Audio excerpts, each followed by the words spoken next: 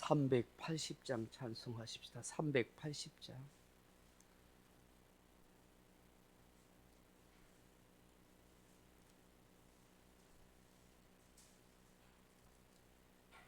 찬송가 380장입니다.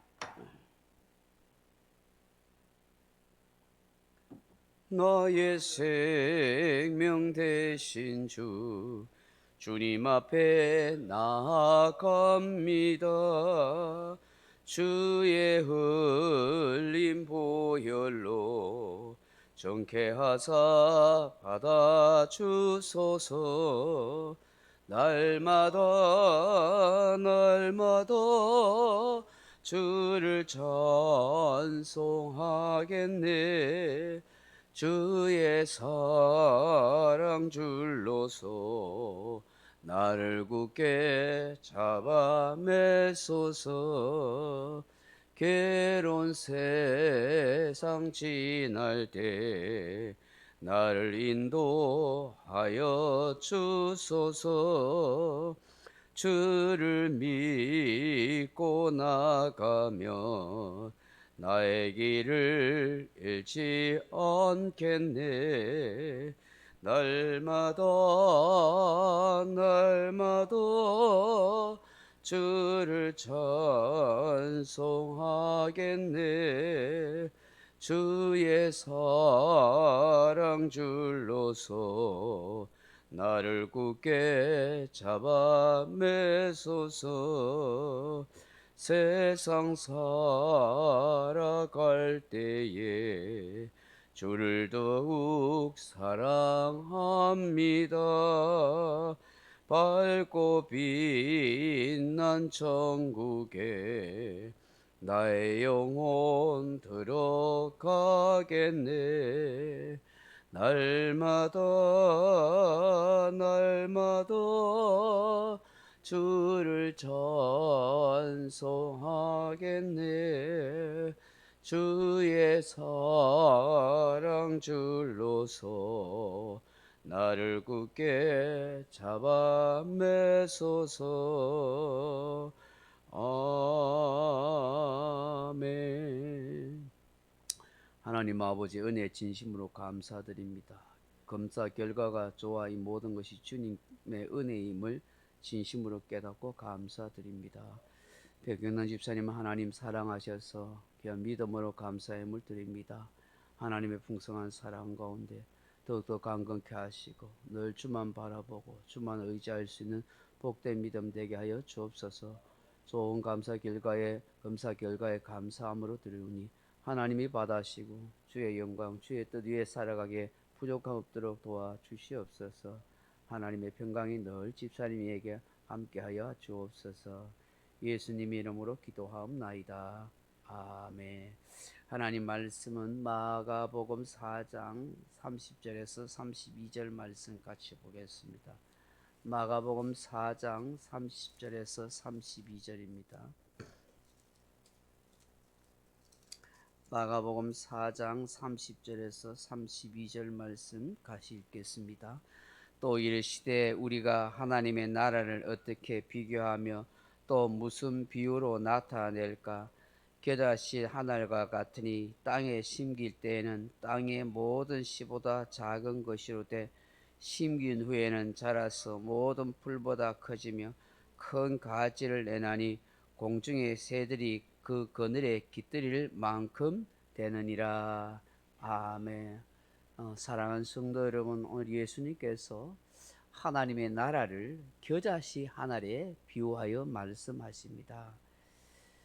이 겨자씨 하나리 땅에 심길 때는 땅의 모든 씨보다 작은 것이지만 심기 후에는 자라서 모든 풀보다 커지며 큰 가지를 내고 공중의 새들이 그 그늘에 깃들 정도가 된다라고 그렇게 말씀합니다. 예수님께서 하나님의 나라를 이 겨자씨 하나의 비유로 말씀하신 이유가 무엇일까? 그 의미가 무엇일까 하는 것입니다. 이는 하나님 나라가 어떠하다 하는 것을 우리에게 말씀합니다. 다시 말하면 하나님 나라의 원리, 천국의 원리에 대해서 우리에게 가르쳐주고 있다 하는 것입니다. 여러분, 이 겨자씨라 하는 말이 시나피라 하는 말인데 이스라엘 땅에서 자생하는 식물의 씨앗 중에서 가장 작은, 정말 눈에도 잘 보이지 않을 정도로 작은 씨앗입니다. 근데 그 씨앗이 심겨져서 자라게 되면 4 내지 5m 정도까지 자라게 된다는 것입니다. 근데 그 씨는 정말 보이지 않을 정도로 작다 하는 것입니다. 그래서 이스라엘 사람들이 작은 것에 대해서 이야기할 때는 겨자씨 같아라고 그렇게 말을 한다 하는 것입니다. 예수님께서 이 겨자씨 비유를 통해서 우리에게 말씀하는 하나님 나라의 원리, 천국의 원리는 그럼 무엇일까? 그 첫째로는 생명의 원리라 하는 것을 우리에게 말씀하십니다. 작은 씨앗이 겨자씨 한 알이 아무것도 아닌 것 같지만 그 안에는 생명이 담겨 있습니다. 생명이 있는 것은 잉태하고 출생하며 성장하고 열매를 맺습니다. 이처럼 생명의 힘은 놀라운 것입니다. 간혹 바위를 뚫고 나오는 그런 식물들을 보지 않습니까? 우리 저 위에 태화강 위에 선바위를 보면 그 선바위 위에 그런 나무들, 소나무들이 그렇게 자라고 있는 것을 보지 않습니까? 흙도 없는 것 같은데 바위를 뚫고 나와서 그렇게 나무들이 자라고 있는 것을 봅니다. 이처럼 생명의 씨앗은 놀라운 역사를 나타내는 것입니다. 오늘 예수님께서 하시는 말씀인 하나의 나라, 천국의 원리는 바로 생명의 원리를 말씀하는 것입니다. 바로 예수님 자신이 겨자씨 하늘같이 미미하지만 이 땅에 오셔서 바로 생명을 주기 위함이었다 하는 것을 말씀합니다.